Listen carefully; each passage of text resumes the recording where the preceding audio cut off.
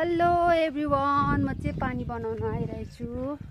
बनाउनु भन्दा पनि हेर्नु साथीहरू है, म चाहिँ बनाउनु पनि जान्दिनँ।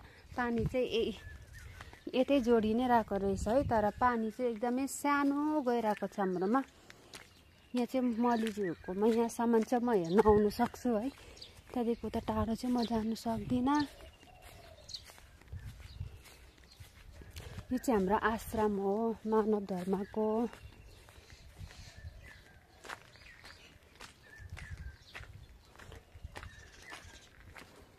पानी त यहाँ साथीहरू जोडेको नै रहेछ हाम्रोपट्टि है। म चाहिँ हेर्नु आउनु सकेको भनेको यहाँसम्म मात्रै हो, त्यहाँदेखि उता म चाहिँ जानु सक्दिनँ।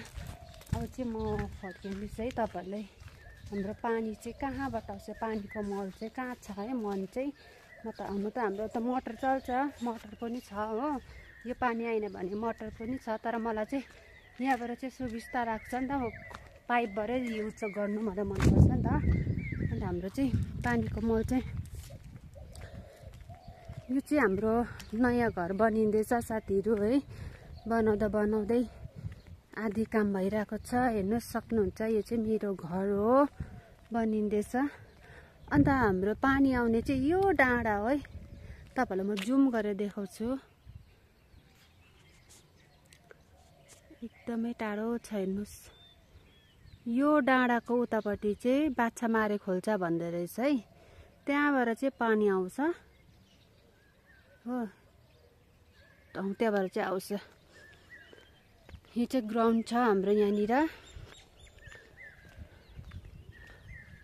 अन्त यो चाहिँ हाम्रो घर हो, भर्खर बनिँदैछ, बनिसकेको छैन, टाइम लाग्ने रहेछ घर बनाउनु पनि है साथीहरू। सजिलो चाहिँ रहेन रहेछ नि त।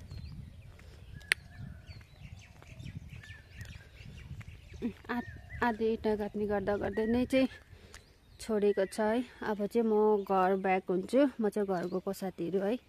अब यो सिधा हाम्रो चाहिँ यहाँ घर तलनिर छ है, हेर्नुहोस्। एकान्तमा छ, मलाई चाहिँ यस्तै नै मनपर्छ, एकान्तै मनपर्छ मलाई चाहिँ। बेसी झ्याउ मन पर्दैन हो। यहाँ चाहिँ एकदम बिन्दास भएर बस्नु पाउँछ नि त, कसैको हल्ला चिल्ला सुन्नु छैन होइन। आफ्नो पनि अर्काले नसुन्ने, अर्काको पनि आफूले नसुन्ने, एकदम शानदार। अन्त यो चाहिँ दुधको गाडीहरू है, आर्मीको दुधको गाडी। यो चाहिँ आर्मीको दुध ल्याउँछ यो गाडीले चाहिँ। यो चाहिँ हाम्रो आश्रम छ यहाँ, मेरो घर अगाडि नै, मेरो नयाँ घर अगाडि नै आश्रम छ। म चाहिँ अहिले घर जाँदैछु है, म चाहिँ घर जाँदैछु। पानी हेरेर, पानी चाहिँ सानो आउँदो रहेछ। अब म पानी मोटरकै पानी चलाउने अवस्था आयो साथीहरू।